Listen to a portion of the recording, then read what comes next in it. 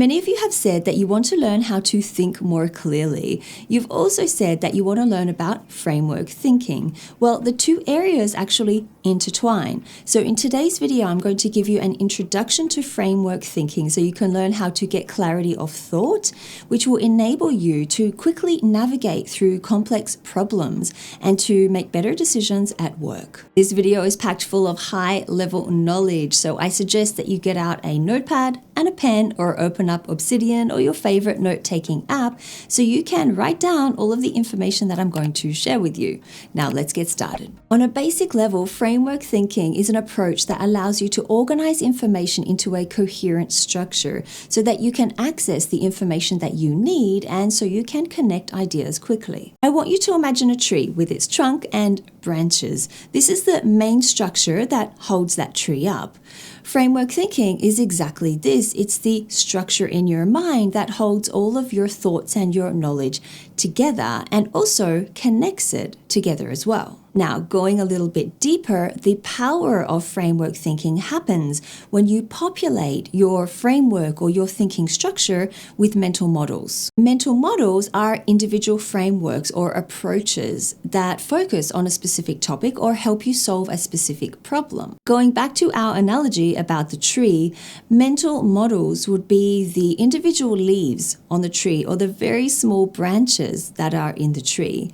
These leaves or mental models have an individual purpose, but they are connected through the greater tree structure. And when you really want to level up your thinking, you leverage those individual mental models that you have stored in your thinking framework. You connect them and you use them either individually or collectively, and this is what allows you to think more clearly and to more easily analyze and understand the problem that you're facing. Charlie Munger, the successful investor and business person, is someone who famously uses mental models. He apparently said that he's not smart, he just has more mental models in his toolbox.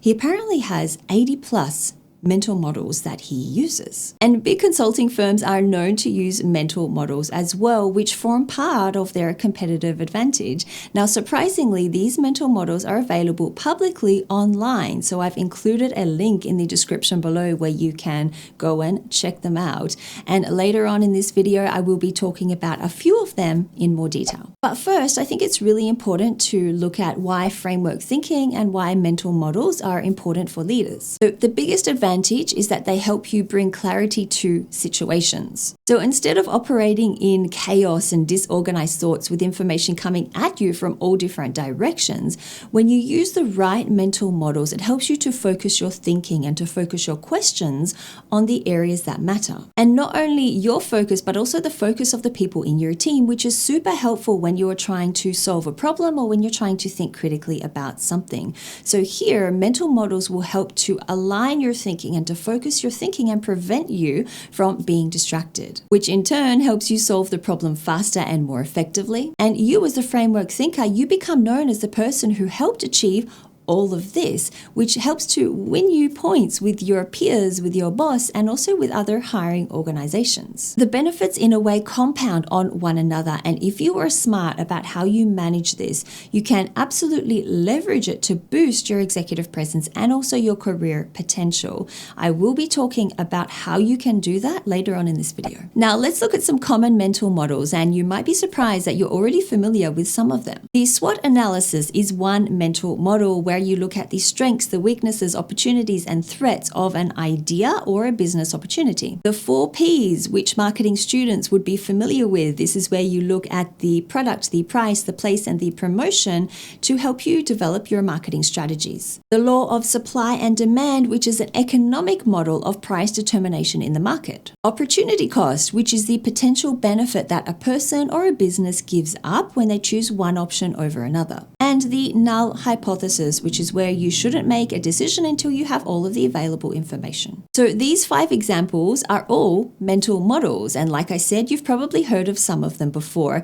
Now, if you have used one of them or more than one of them at some stage in your life or in your professional life, let me know in the comments below, because I know myself, I have used all of them at one stage or another. Now, the thing with mental models is that it is much better to have a number of them at your disposal rather than just one or two of them. Because the power of framework thinking comes when you combine mental models, when you start to connect them, when you identify relationships or patterns between mental models, because this helps you to generate new insights. Basically, the more mental models you have, the more perspectives you are able to generate and the better able you are to solve problems. This is why Charlie Munger has 80 plus mental models at his disposal. He refers to this as his lattice work of mental models.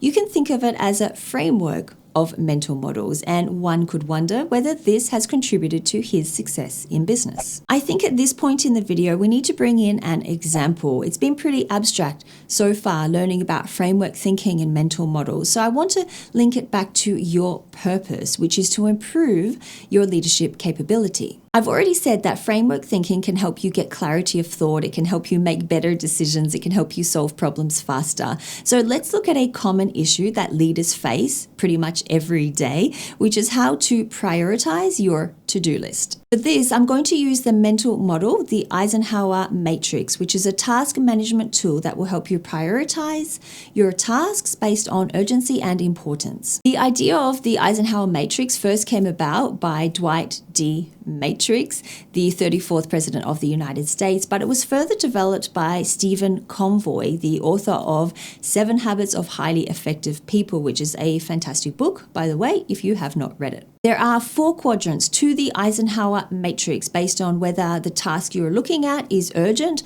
not urgent, important, or not important. Quadrant 1 is for tasks that you should do. These are tasks that are urgent and important. There are tasks that are critical. They should be on top of your to-do list because they have deadlines or they have consequences if they're not done. Quadrant 2 is for tasks that you should schedule. These are tasks that are important, but they're not urgent. They're tasks that are important for the long-term goals, but not urgent enough, so they don't need to be done straight away. Quadrant 3 is for tasks that you should delegate. So tasks that are urgent, but they're not important for you to do. These can be delegated to other people because they don't require your specific skill set. And quadrant 4 is for tasks that you should delete. This is for tasks that are not urgent and not important. These tasks are a distraction. They are a waste of your time and they need to be eliminated so you can be more productive. Now, as you go through your to-do list, you can use this mental model to get an idea of what tasks should be put in each quadrant. For example, notifying a client of a new meeting location for tomorrow is something that is urgent, but is not important for you to do. So you should delegate this task to someone else. Finalizing the client report for tomorrow morning is something that is both urgent and important, so you need to get onto it straight away. Whereas starting a new client proposal is important, but it is not urgent because the meeting isn't until next week, so you can schedule this for a later time. And following up on whether your assistant notified that client about the change of meeting location for tomorrow is something that is not urgent and not important if you can rely on your assistant. So you shouldn't need to follow up or to do this task at all. So using this mental model, the Eisenhower matrix, it has enabled you to solve the problem of what tasks should you prioritize in your to-do list. This might not have been clear to you in the beginning, but after using this mental model, it should have enabled you to clearly identify and to decide on what tasks are important for you to work on right now. Another mental model that I want to introduce you to is called second order thinking. Now, I really like this mental model and it's something that I'm definitely going to try to include in my work in the future. Second order thinking is where you map out the possible ripple effects or long-term effects of a decision, both positive and not so positive. This enables you to understand whether the decision you are going to make is a good one. As you know, leaders make many decisions. Some are big decisions, some are small decisions. Using a mental model like this, it helps you to make the process a lot easier. It also helps you to get buy-in from other people who are involved in that decision-making process, and it also helps you to reduce the risks as well. The second order thinking mental model commonly uses an if-then prediction of what happens after a decision is implemented, and it also looks at the first order consequences as well as the second order consequences and sometimes the third order consequences as well. Now, when I say first order consequences, what I mean by that are the direct consequences that happen after a decision has been implemented. These could be good consequences or bad consequences. Now, second order consequences are the good or bad consequences that can happen as a result of the first order consequences. For example, let's say you are a C-suite executive and you're deciding on whether you should invest in expensive leadership training for your team. Now, you would start with the if-then statement, which would be, if you invest in leadership training, then what would happen? The first order consequence of investing in this training, the good consequence would be that your management team or your leadership team would be better trained. The bad first order consequence would be you would have less money in your budget. Now, the second order consequences, the good consequence would be that your team are able to delegate better and they work together more effectively.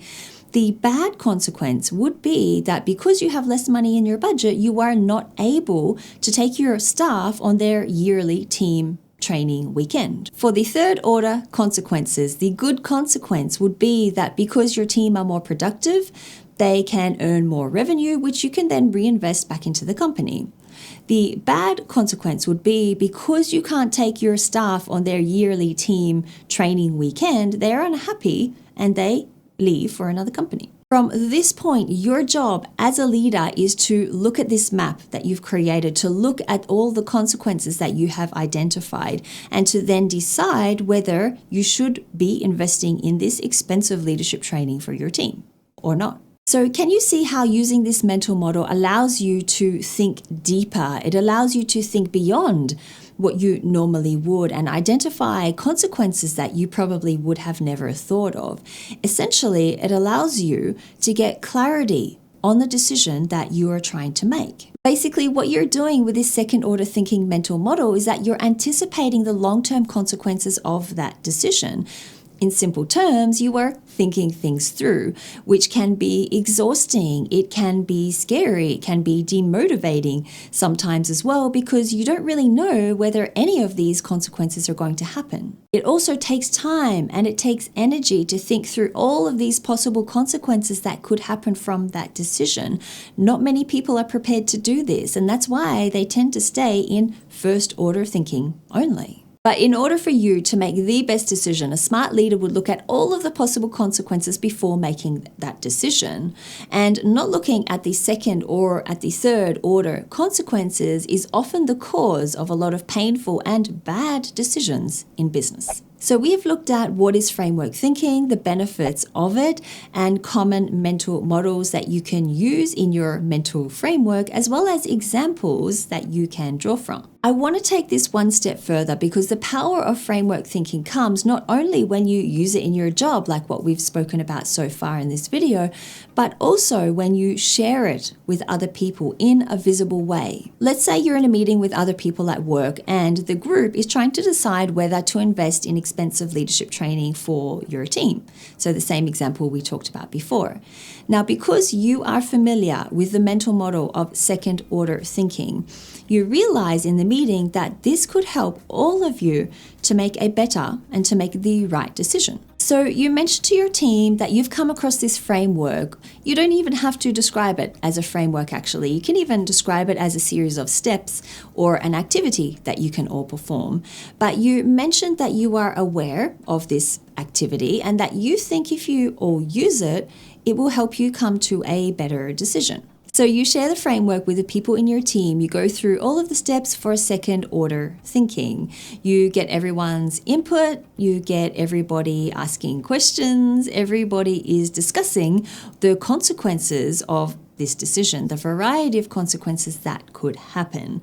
And in the end, you all come to a possible solution, or you identify the best decision that you could make. After the meeting, you type up a summary of what happened during that meeting, what everyone talked about, the activity that everybody did together. You share it with other people in your team via Google Docs or whatever software that you are using. You can even take it one step further and create a keynote presentation on the meeting, on the activity that you did, and on the decision that you all came to. The important thing here is that you share this document. You share this document with the other people who were involved in that meeting and also your boss. Because your boss sees this, they might recognize the value that you have brought to that meeting and the value you have brought to that decision or to the problem that you were facing.